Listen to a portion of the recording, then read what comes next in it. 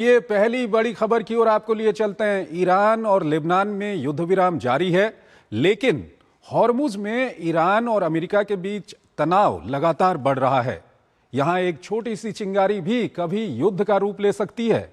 हालांकि लेबनान में युद्ध विराम बढ़ाने के फैसले ने कूटनीतिक हलचल तेज कर दी है और अब दोनों पक्षों की ओर से माहौल में नरमी के संकेत भी दिखने लगे हैं।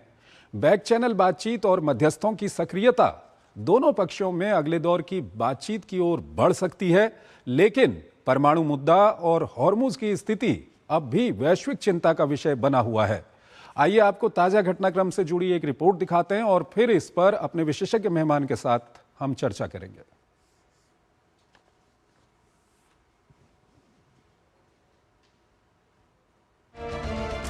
भले ही अमेरिका और ईरान के बीच शांति वार्ता का दूसरा चरण अंजाम की ओर न बढ़ रहा हो, फिर भी दोनों पक्षों में टकराव में स्पष्ट कमी देखी जा सकती है। दोनों पक्ष धीरे धीरे पीछे हटते दिखाई दे रहे हैं। अमेरिकी राष्ट्रपति डोनाल्ड ट्रंप ने लेबनान में जारी युद्ध विराम को 3 सप्ताह के लिए बढ़ा दिया है। ध्यान रहे कि ईरान ने शांति वार्ता के लिए लेबनान पर इजरायली हमले को रोकने को अपनी जिद बना लिया था। इसके बाद ट्रंप की तरफ से 1 हफ्ते के युद्ध विराम का ऐलान किया गया था। अब इस सीज फायर में 3 सप्ताह का इजाफा ट्रंप की सकारात्मक संदेश देने की कोशिश के तौर पर देखा जा रहा है। गौरतलब है कि इस घोषणा के कुछ ही घंटे बाद खबर आई कि ईरान के विदेश मंत्री अब्बास अराक्ची ने पाकिस्तान के नेताओं से फोन पर लंबी चर्चा की। दोनों पक्षों की तरफ से जो जानकारी निकलकर सामने आई है, उससे संकेत मिलते हैं कि अराक्ची की पाकिस्तानी सेना प्रमुख आसिम मुनीर और उप प्रधानमंत्री इशाक डार से इस बातचीत का मुख्य विषय सीज फायर ही रहा है। अनुमान लगाया जा रहा है कि इस बातचीत में शांति वार्ता के अगले चरण की संभावनाओं को तलाशा गया होगा। गौरतलब है कि राष्ट्रपति ट्रंप द्वारा उपराष्ट्रपति जेडी वेंस के नेतृत्व में अमेरिकी प्रतिनिधिमंडल इस्लामाबाद भेजे जाने के ऐलान के बावजूद ईरान अब तक बातचीत के लिए अपने नुमाइंदे भेजने पर आमादा नहीं है। ईरान के इसी रवैये की वजह से वेंस के इस्लामाबाद दौरे की कोई तारीख अब तक तय नहीं हो पाई है। वैसे जानकारों का आकलन है कि दोनों पक्षों में बैक चैनल डिप्लोमेसी जारी है और जल्द किसी नतीजे की उम्मीद को भी खारिज नहीं किया जा सकता है। वैसे ट्रंप भी संकेत दे चुके हैं कि अगर बात बनी तो वो खुद शांति समझौता हस्ताक्षर समारोह में शामिल हो सकते हैं। शांति वार्ता की कोशिशों के बीच यूरोप एक अलग ही तरह की चिंता को लेकर सामने आया है। उसका कहना है कि शांति वार्ता में परमाणु विशेषज्ञों को शामिल किया जाना जरूरी है। ईयू की विदेश नीति प्रमुख काजा कलास ने चेताया है कि अगर ऐसा नहीं हुआ तो ईरान से जुड़ा परमाणु खतरा और गंभीर चुनौती बन सकता है। उन्होंने आशंका जताते हुए कहा कि संभावित डील ओबामा के कार्यकाल में हुए व्यापक परमाणु समझौते की तुलना में अधिक कमजोर होगी। उधर हॉर्मुज में नाकेबंदी से जहाजों की आवाजाही लगातार प्रभावित है। इस रास्ते से गिनती के जहाज ही निकल पा रहे हैं। शुक्रवार को एक टैंकर इराक के बसरा बंदरगाह पहुंचा, जो यहां से कच्चा तेल लाद कर ले जाएगा। इस बीच ईरानी नेतृत्व अंदरूनी फूट को लगातार खारिज कर रहा है। अमेरिकी राष्ट्रपति ट्रंप के दावे के बाद शीर्ष ईरानी नेतृत्व ने बयान जारी कर एकजुट होने की बात कही है। और इस पर ज्यादा बातचीत के लिए हमारे साथ जुड़ रहे हैं अशोक सज्जनहार, फॉर्मर सीनियर डिप्लोमेट हैं, विदेशी मामलों के जानकार हैं। अशोक जी, बहुत बहुत स्वागत है आपका हमारे इस कार्यक्रम में। अशोक जी, पहला सवाल ये है कि एक तो लेबनान में 3 हफ्ते के लिए वहां पर जो युद्ध विराम है उसको बढ़ा दिया गया है, और दूसरा अभी हमारे पास खबर आ रही है, पाकिस्तानी मीडिया के हवाले से ये खबर आ रही है कि ईरान का डेलीगेशन आज रात में पाकिस्तान पहुंच सकता है। हालांकि अमेरिकी डेलीगेशन को लेकर के कोई खबर नहीं है। क्या कुछ कहेंगे आप, किस तरह की ये स्थिति बन रही है? जी, बहुत धन्यवाद चंद्रशेखर जी। देखिए, जहाँ तक लेबनान की बात है तो उसको मैं देखूंगा जो ये कॉन्फिडेंस बिल्डिंग मेजर है, क्योंकि इन्होंने राष्ट्रपति ट्रंप ने भी ये ऐलान कर दिया था जो वहाँ पर हम जो युद्ध है रोक देंगे। हालांकि इजराइल और अमेरिका दोनों का ये कहना था, जो सीज फायर जो अग्रीमेंट हुई है उसमें लेबनान हिजबुल्लाह हिस्सा नहीं था, परंतु फिर भी क्योंकि वो चाहते हैं जो सीज फायर कायम हो और चलती रहे, तो इसीलिए वहां पर पहले उन्होंने 1 सप्ताह के लिए और उसके बाद उन्होंने 3 सप्ताह के लिए और इसको आगे बढ़ा दिया है। जहां तक कि पाकिस्तान में ईरानी डेलीगेशन का जाने का सवाल है, मेरे विचार से मुझे इसमें इतना कोई वो ठोस नहीं दिखाई देता है, एविडेंस नहीं दिखाई देता है। क्योंकि अगर इनको जाना होता तो वो किसके लिए जा रहे हैं? क्या पाकिस्तान से बात करने के लिए जा रहे हैं? पाकिस्तान के तो उनको वैसे ही मालूम है जो मीडिएशन का उसमें कोई पाकिस्तान का ट्रैक्शन नहीं है, जो उसका कोई इतना इन्फ्लुएंस तो है नहीं अमेरिका के ऊपर, जो अगर वो जाकर पाकिस्तान को बताते हैं जो ऐसा काम करना चाहिए, इसको आगे हमें ऐसे ले जाना चाहिए, तो वो तो पाकिस्तान कुछ कर नहीं पाएगा। बातचीत उनकी अमेरिका के साथ होनी है, हम्म। और अमेरिका से मिलने के लिए वो पिछले 3-4 दिन से हम देख रहे हैं जो वो नहीं मान रहे हैं। तो पाकिस्तान जाने का इस समय मेरे विचार से कोई इतना ज्यादा मायना नहीं होता है, जबकि दोनों अगर तरफ से वो आ जाते हैं तभी बातचीत हो सकती है, तभी इसको आगे ले जाया जा सकता है। ठीक है अशोक जी, उसके अलावा होर्मुज की जो सिचुएशन बनी हुई है, जिस तरह से वहाँ पर ईरान अपनी कार्रवाई कर रहा है, अमेरिका ने वहाँ पर अपनी ब्लॉकेड वहाँ पर लगा रखा है, इस सब के बीच सवाल ये है कि क्योंकि दुनिया में ये ऐतिहासिक ऊर्जा संकट इस वक्त देखने को मिल रहा है, हॉर्मुज क्या कभी जो प्री वॉर कंडीशन थी उसमें आ पाएगा? जी देखिए, प्रयास बहुत करने पड़ेंगे, क्योंकि एक तो वहां पर उन्होंने ईरान ने कहा है जो हमने बहुत सारी एक क्षेत्र में बहुत सारी हमने माइंस वहां पर वितरित की हैं, तो माइंस को वहां से निकालना हटाना, क्योंकि ये भी कुछ कहा गया है जो करीब इसमें 6 महीने लग जाएंगे। हालांकि अमेरिका ने इस रिपोर्ट को खारिज किया है, वो समझते हैं जो बहुत जल्दी हो सकता है। राष्ट्रपति ट्रंप ने तो यहां तक कहा है जो इनके माइन स्वीपर जो हैं, अमेरिका के माइन स्वीपर्स हैं, वो वहां पर काम कर रहे हैं। जी। दूसरी बात है जो ईरान चाहता है, जो हमें या तो $2 मिलियन टोल मिलना चाहिए हर शिप जो वहां से जाती है। और आपने देखा होगा जो इस युद्ध से पहले करीब 140 वहां से वो जाती थी, नौकाएं जाती थी, वेसल जाते थे। तो मतलब $280 मिलियन तो एक दिन में ईरान को आराम से मिल जाएगा बिना कुछ काम किए। तो ये मेरे विचार से देखिए, पूरे विश्व को देखना होगा, सोचना होगा, और विश्व इसके ऊपर कभी अग्री नहीं कर सकता है, क्योंकि इससे बहुत सारे स्ट्रेट्स हैं चंद्रशेखर जी, जैसे मलक्का स्ट्रेट हुआ, लोम्बोक हुआ, सुंडा हुआ, जिब्राल्टर हुआ।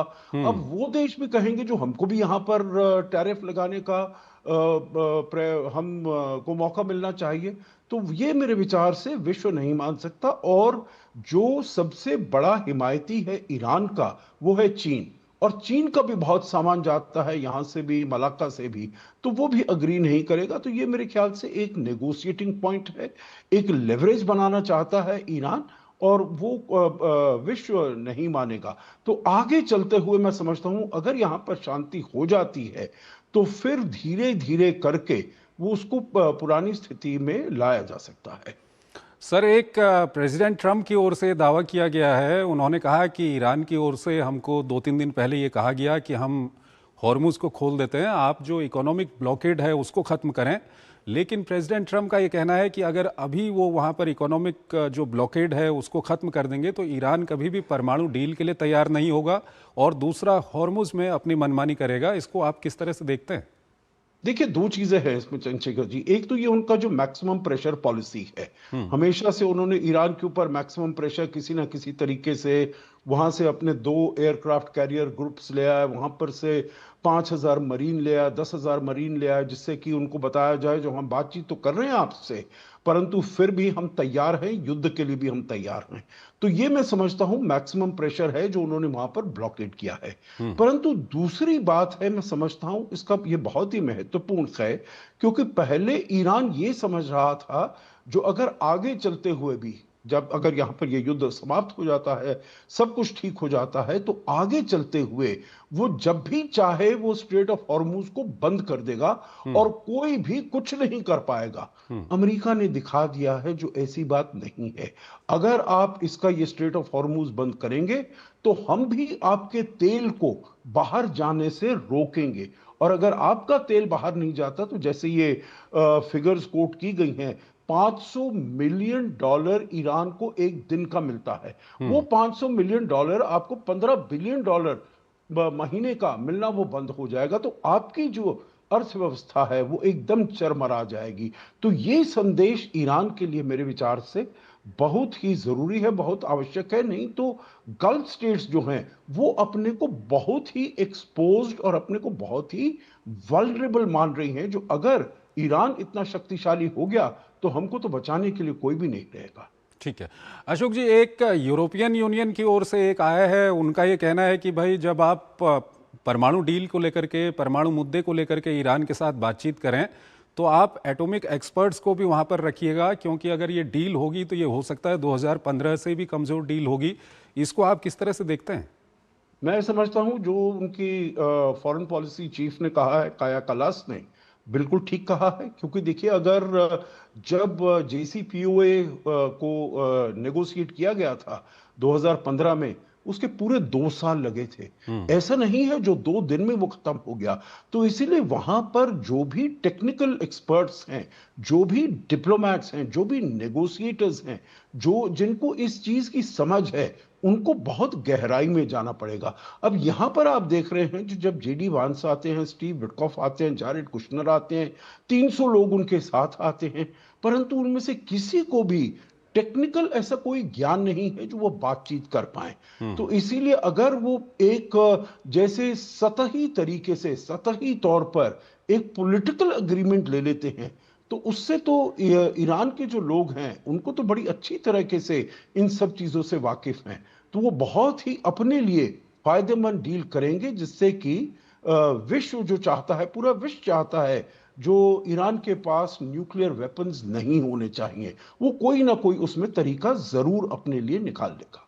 अशोक जी, अंतिम सवाल है, ये हम अपने दर्शकों को बताना चाहते हैं और इस पर आपकी प्रतिक्रिया भी चाहेंगे कि जिस तरह के हालात बने हुए हैं, हॉर्मुज को बंद किया हुआ है, जो गल्फ के देश हैं वो अपना तेल नहीं बेच पा रहे हैं, सामान वहाँ तक नहीं पहुँच पा रहा है, लेकिन इस सब के बीच अमेरिका अपना तेल बेच रहा है पूरी दुनिया को, और साथ ही साथ जो डाटा आए हैं उसके अनुसार पिछले 2025 की अपेक्षा फरवरी से लेकर अप्रैल तक ईरान ने पिछले बार की अपेक्षा लगभग 2 गुना तेल बेचा है।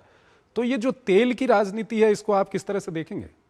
जी देखिए, बिल्कुल बहुत महत्वपूर्ण है। क्योंकि अगर पूरी दुनिया में हम देख रहे हैं, 27 फरवरी से पहले जो बहुत ही ऊर्जा की बहुत ही ज्यादा डिमांड हो गई थी, और इसीलिए हम देख रहे थे जो ये इनकी जो ईरान की तरफ से भी, हालांकि उसके ऊपर सैंक्शन लगे हुए थे, परंतु चीन वहां से ले रहा था उधर से ऐसी फ्लीट में जहां पर कि कुछ वो बताते नहीं थे जो ये किसका शिप है।